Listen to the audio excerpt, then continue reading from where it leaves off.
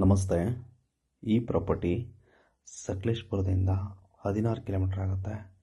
ಬೇಲೂರಿನಿಂದ 12 kilometre ಆಗುತ್ತೆ. Sakleshpur Belur ಹೈವೇಯಿಂದ 20 metre ಒಳಗಡೆ ಇದೆ.